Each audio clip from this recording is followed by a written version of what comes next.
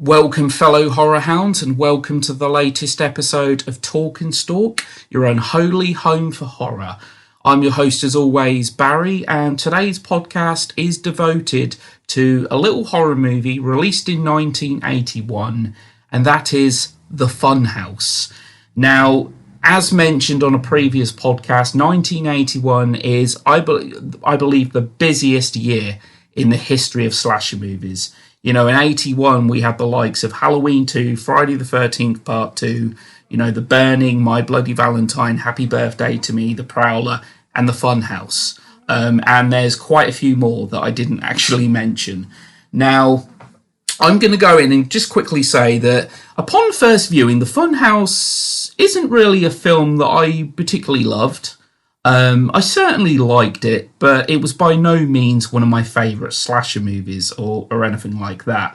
But it's certainly a movie that I've actually come to appreciate a lot more with repeated viewings, and I do actually think it's one of my favourites now from the golden age. You know, as I said, 1981, we had this huge saturation of slasher movies. And, My Bloody Valentine actually being my personal favourite from 1981, but The Funhouse is one that I've come to certainly like a lot more. Now, I'm just going to quickly go into this as well and say that, this is a Universal film. Okay, with Halloween and Friday the 13th and that, with their success, it was proved that these films can actually make some good money at the box office. Friday the 13th in 1980 being the very first slasher film to ever be backed by a major studio. Universal saw this and they got on board for The Funhouse.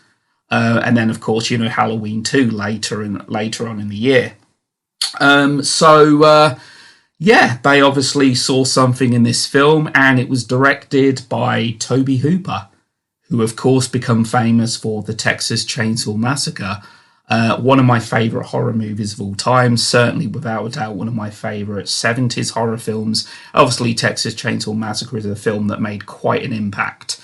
That movie had a very kind of raw, cerebral quality to it, and Tobe Hooper had become quite a big name within that genre, and he was actually at the helm for this.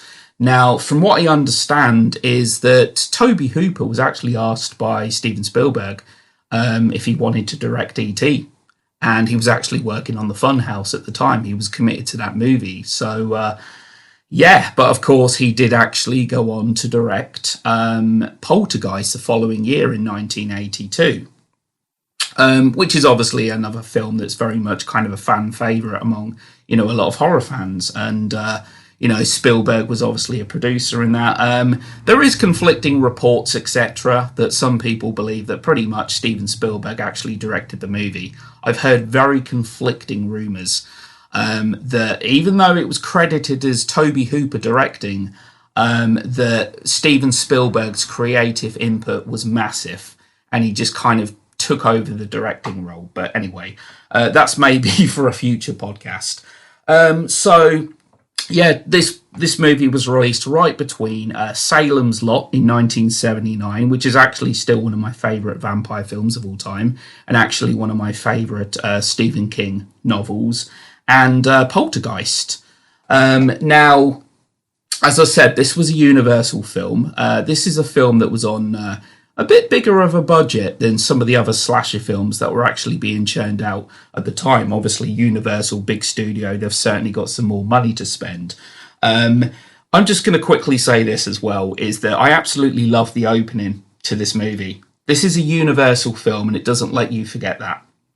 Okay, now I'm into horror of all subgenres and of all decades, but I especially love the golden age of horror, that being from the 1930s to kind of 50s, the classic Universal monster movies.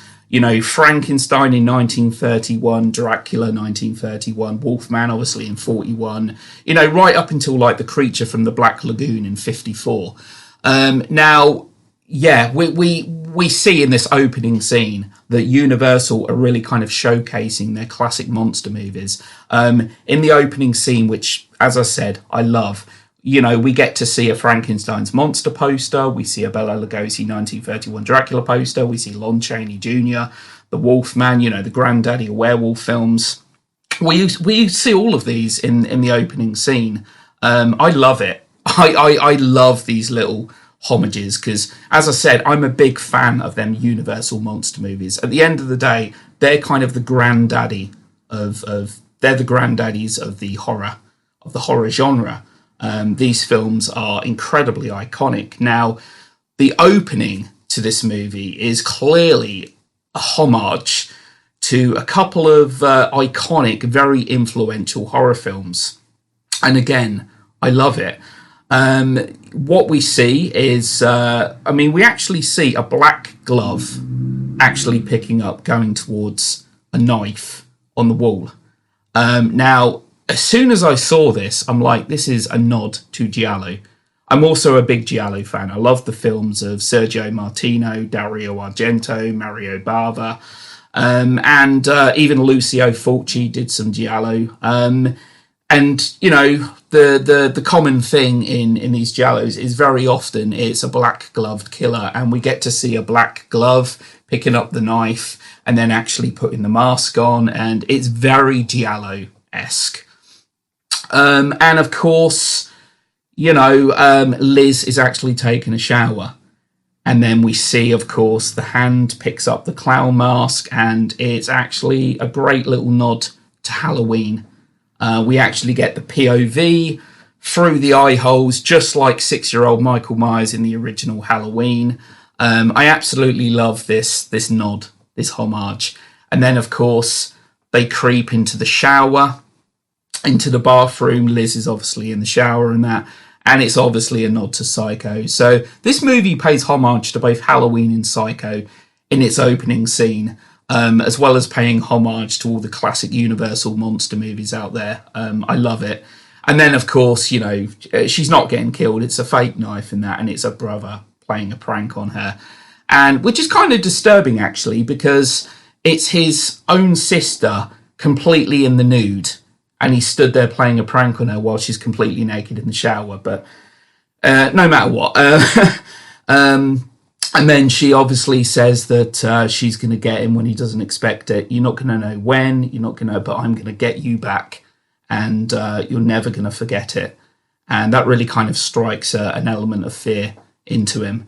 What really makes this film stand out to me, The Funhouse, is really the setting. I actually love the setting to this film.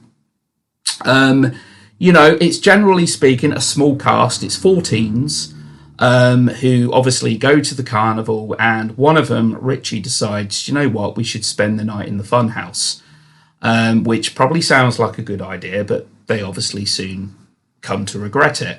The fact that we actually get to spend a considerable amount of time in the carnival before we actually get into the funhouse, I actually quite liked. I think, admittedly, at first, I felt like this is kind of a slower paced kind of slasher movie. I mean, this at its core is a slasher film, but it's very different from most other slasher films out there. As I said, the setting I find quite unique. I do like the setting. I like the fact that we actually get to see a lot of the carnival before we actually get inside the funhouse. I don't believe this film actually ventures into the funhouse until about the 40-minute mark. So basically, almost halfway through the film, we get to see some strippers who I believe, some women who are actually dancing topless, for example, and I believe they were actually local strippers that were actually hired for the film. We get to see the characters, smoking pot and going on the rides, and then we see, to use a better term, kind of a freak show full of weird attractions and so forth, a two-headed cow, and a cow with a cleft palate. And then we actually see this, what's believed to be a small kind of genetic mutation, this small deformed creature in a jar that really does look, quite creepy. We get to, see a fortune teller, who I love in this film. Her character name, Madame Zena. And we get to see quite a lot of the carnival. before going into the funhouse. Now, the setting of the funhouse itself, I think, is really good. It gives the movie a great sense of claustrophobia. It's kind of creepy, and obviously it becomes a fight for survival.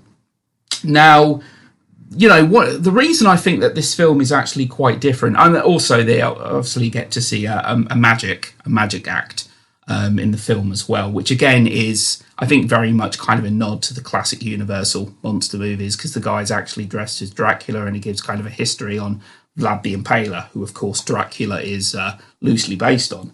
But I think what's kind of different with this movie as well, in comparison to a lot of other slasher movies, is a lot of slasher films tend to be kind of revenge tales, if you will. Quite often, a bad deed happens, something goes wrong, a killer's out for revenge. In this movie, it's really a case of a murder is witnessed, and the witnesses, have to be bumped off because they're witnesses to the crime. And really, it's Richie, one of the four teens, who is really to blame for this, really, because it's his idea to spend the night in the funhouse. He's the one that actually steals the money. Then they realise, hang on a sec, something's up. And it's him that actually drops his lighter when they're actually witnessing the murder and they're at the top. He drops his lighter through, and that's, of course, when they realise that they're not alone, that people have witnessed this. So Richie, it's all really Richie's fault, to be honest. But yeah, kind of the little subplot kind of in this film, if you will, not a subplot as such, is the main girl, Liz, the virginal character, the one that's essentially kind of the lead character, if you will. Her brother, obviously the one that pulls the prank on her, actually follows them to the carnival. And this film has some really kind of odd little moments, which I actually really do like. There's a moment where a guy offers, obviously the boy Joey's actually on the way to the carnival, and there's a car that pulls over, and it's it's late at night, and the man offers him a ride in that.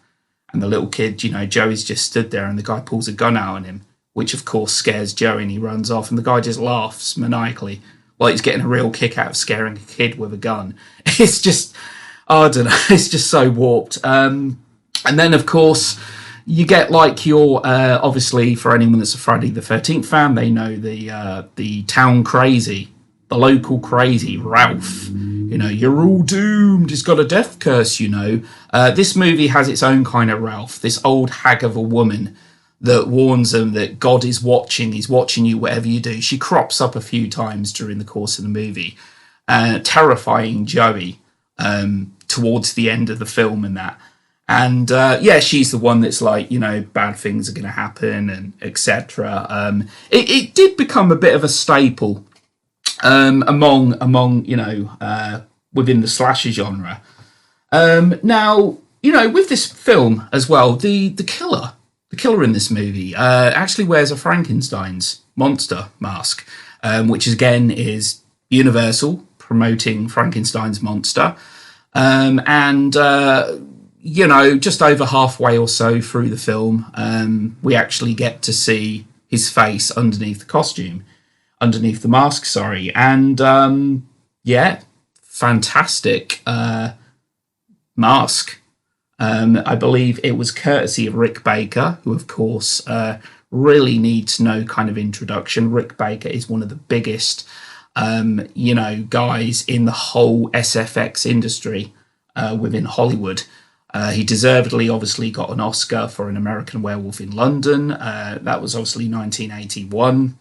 And that was actually the very first, he was the first ever winner. That was the introductory category, the first time that category had even been introduced. And Rick Baker did a great job, I think, with the look of the, I was going to say monster, but he is human. He's just hideously deformed. And I think it's a great costume. And I believe that Rick Baker himself was originally, the plan was to have him play the monster. But it actually ended up going to someone called Wayne Dobber, or Wayne Dober, however you pronounce it. This was actually his film debut. I believe he was a former mime and professional tap dancer.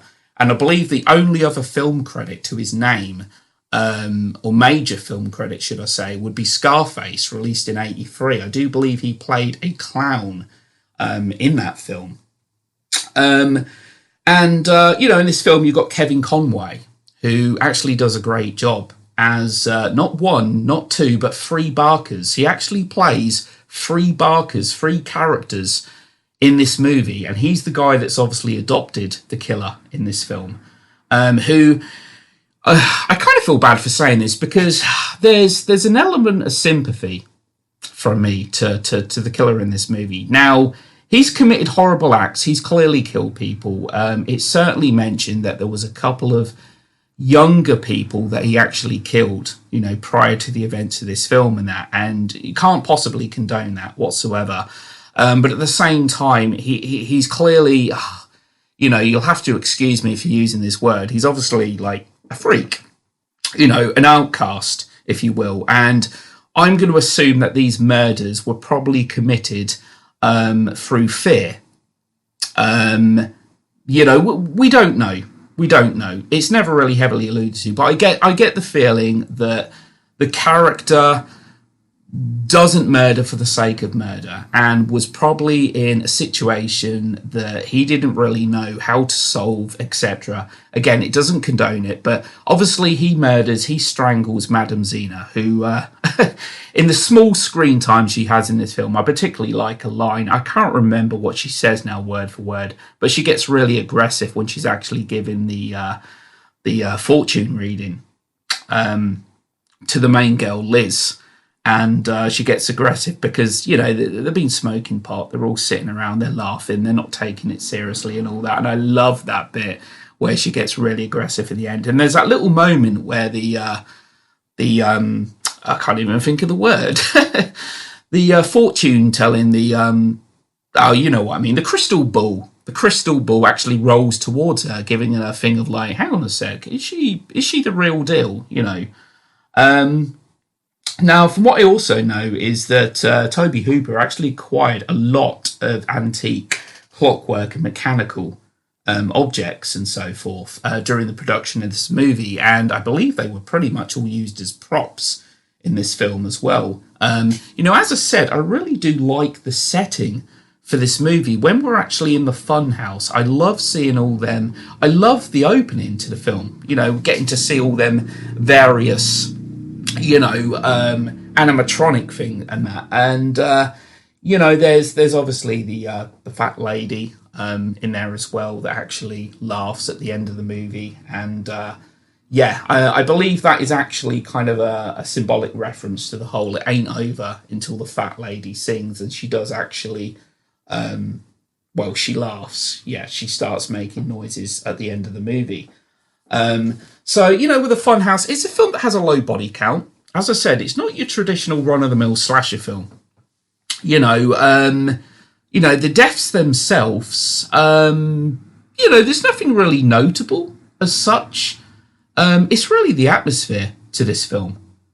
I really think that the characters, I suppose, have kind of a sense of likability to them. At the end of the day, these characters are in these films to be killed off. That's why, essentially, they're there.